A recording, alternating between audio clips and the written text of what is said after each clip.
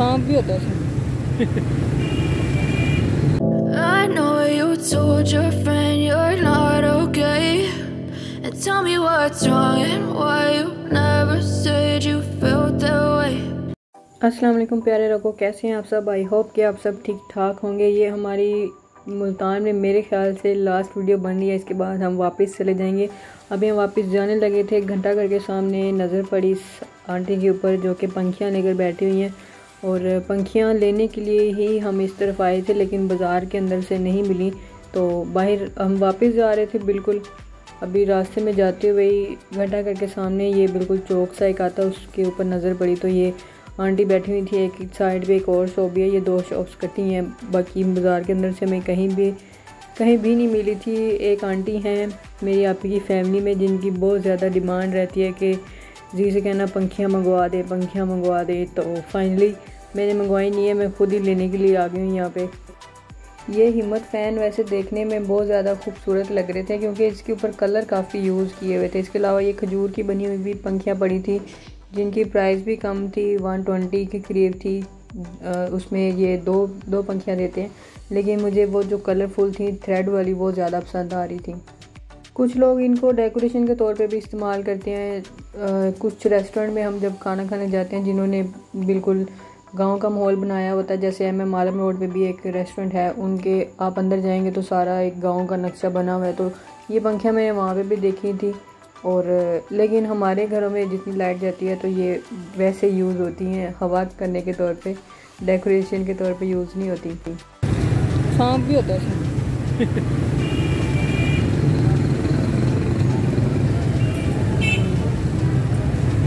कितने का ये?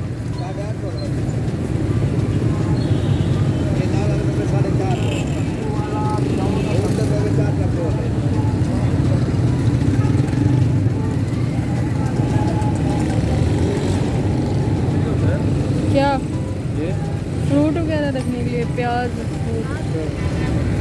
वो भी है इनके पास। यहाँ पे काफ़ी ज़्यादा सामान मौजूद था। ये जितना भी सामान इनके पास पड़ा हुआ था ये टोटल हैंडमेड है, यानी कि जो इनके गांव की औरतें होती हैं, मुल्तान हो गया, मियाँ वाली हो गया, इसके अलावा आगे जितने भी गांव आते हैं, जैसे जैसे आप पीछे जाते हैं पिछले एरियाज़ में, तो ये सारे हैंडमेड है, ये हाथ से बनाती हैं। इनके पास बास्केट्स थी फ्रूट, या आप कुछ लोग फ्रूट रखते हैं, कुछ सब्जियां वगैरह रखने के काम आती हैं, प्याज वगैरह ये वो। उसके अलावा इनके पास चंगेर थी, हार्ड पार्ट बने हुए थे, हैंडमेड थे सारे। और इसके अलावा और भी काफ़ी चीज़ें थी जो इन्होंने सब हाथ से बनाई हुई थी। इवन कि इनके पास हाथ से बना हुआ ही जाए नमाज भी था, जो कि मस्जिदों में, गाँव की मस्जिदों में अभी भी यूज़ होते हैं। वैसे बाकी तो शहरों में तो कारपेट आ गए हुए हैं अब, लेकिन जो गांव में मस्जिद होती है वहाँ पे वो अभी तक यूज़ होते हैं। और अगर इनकी प्राइस की बात की जाए, अब हमने हार्ड पार्ट की प्राइस पूछी तो वो अंकल बता रहे थे 850 रुपीज़। उसके अलावा जो ये पंखियाँ थी इनकी प्राइस भी उन्होंने पहले 600 बताई थी, फिर थोड़ी बहस तकरार के बाद वो उन्होंने थोड़ी से पैसे लेस कर लिए थे, कम कर लिए थे। और जो ये चंगेर नज़र आ रही है इसकी भी इन्होंने 600 प्राइस बताई थी, और जिसके ऊपर वो ज़्यादा काम हुआ है वो 700 की बता रही थी, 750 की। और ये वाली जो थी थ्रेड में ये 600 में थी। और मैंने उनसे पूछा था क्या इसमें खाना रख के खा सकते हैं, तो वो कह रही थी कि हाँ इसमें रोटी रखी जा सकती है। जितनी ज़्यादा इसके ऊपर मेहनत की हुई थी उस हिसाब से वो पैसे बिल्कुल ठीक बता रही थी, क्योंकि एक एक दिन का जोड़ के और फिर पता नहीं कितने घंटे लगा के वो ये बनाती होंगी। मेरे भाई का दोस्त है जो कि मुल्तान से भी वो आगे रहते हैं, उनसे हमने पहले ये पंखियाँ मंगवाई थी और इस तरह की काफ़ी चीज़ें उनसे मंगवाई थी, क्योंकि मेरी फैमिली में ये सब बहुत ज़्यादा पसंद किया जाता है। मेरी अम्मी को ऐसी चीज़ें बहुत ज़्यादा पसंद है, उसके अलावा मेरी बड़ी सिस्टर को ऐसी चीज़ें पसंद है, वो पूछती भी नहीं है और उठा कर ले जाती हैं। ये उनका बहुत बड़ा मसला है। एक दफ़ा पूछेंगी दे दी तो ठीक है, वरना वो पूछती नहीं, चुप करके अपने बैग में डाल लेती होती है। तो उनसे हम अक्सर ये चीज़ें मंगवाते रहते हैं। तो वो भाई बताते थे कि जब जो गांव की औरतें हैं ना सारा दिन बैठ के ये काम करती हैं, यानी ऐसे नहीं है कि 5 मिनट में एक चीज़ तैयार हो जाती है, इसके ऊपर बहुत ज़्यादा मेहनत की होती है।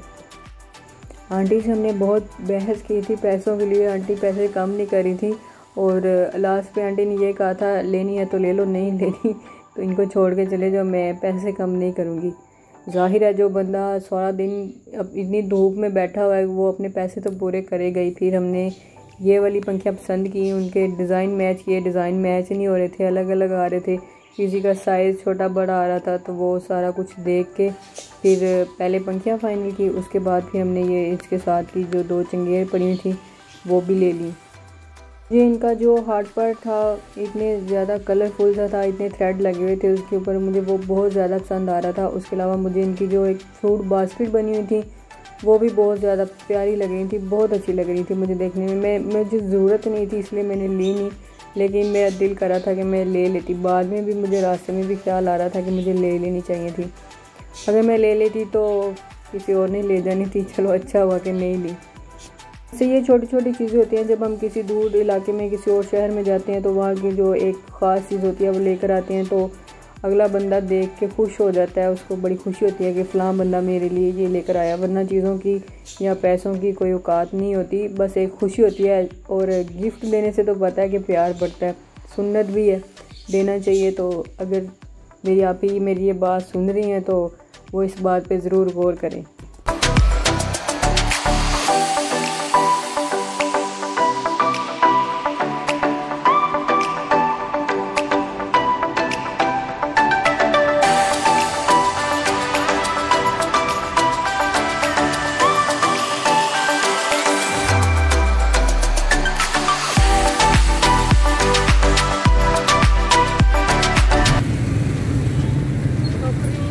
नहीं फिर सही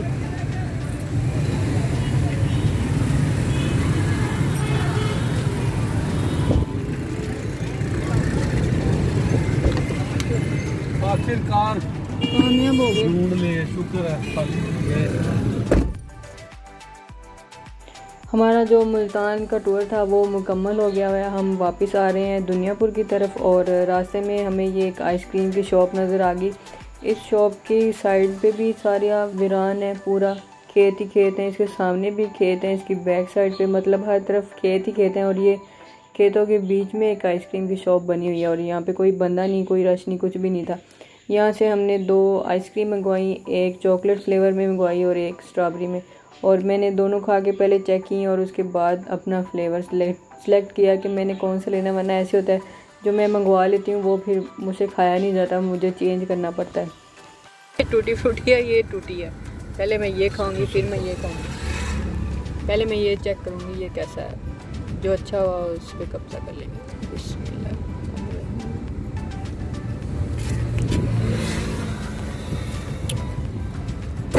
मज़ेदार है।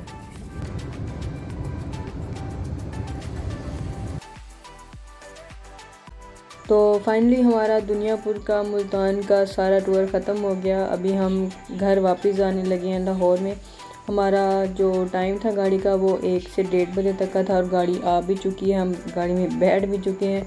आज जो हमारी सीट है वो उस दिन पहले दिन फ्रंट पे थी, 2 और 3 थी, 1 और 2 थी, और आज जो हमारी सीट नंबर है वो 7 और 8 है, थोड़ा सा उससे थोड़ा सा पीछे आ गए। दुनियापुर आकर इतना मज़ा आया कि अब लाहौर वापस जाने को दिल नहीं कर रहा, दिल पे इतना बोझ सा हो रहा है कि लाहौर वापस जाने लगे। यहाँ पे बहुत ज़्यादा मज़ा आ रहा था, इतनी ज़्यादा जगह की सैर की, फिर यहाँ के जो लोग हैं वो इतने अच्छे थे, इतने पुरखरूस थे कि मैं क्या ही बताऊँ। मतलब यहाँ पर आकर इनकी फैमिली इतनी अच्छी थी कि यहाँ पे दिल लग गया था और वापस जाने को दिल बिल्कुल भी नहीं है। मैं सच कह रही हूँ, ऐसा पहली बार मुझे फ़ील हो रहा है कि मैं कहीं जाऊँ और वापस जाने को दिल ही नहीं कर रहा। वरना ऐसे होता है कि उकताहट होती है, बंदा कहता है कि बस घर चलें अब जल्दी से, लेकिन यहाँ ऐसा कुछ भी फ़ील नहीं हुआ। और बच्चे भी बहुत ज़्यादा अच्छे थे और बहुत केयरिंग भी बहुत थे माशाल्लाह से। जब हम लाहौर से निकले थे दुनियापुर के लिए तब बहुत ज़्यादा एक्साइटमेंट थी और सफ़र ऐसे लग रहा था, बहुत मज़ेदार सा लग रहा था। लेकिन आज जो है वो दिल नहीं कर रहा लाहौर जाने को, तो सफ़र भी थोड़ा सा बोर फील हो रहा है, उकताहट सी हो रही है और अजीब सी कैफियत हो रही है इस टाइम पे।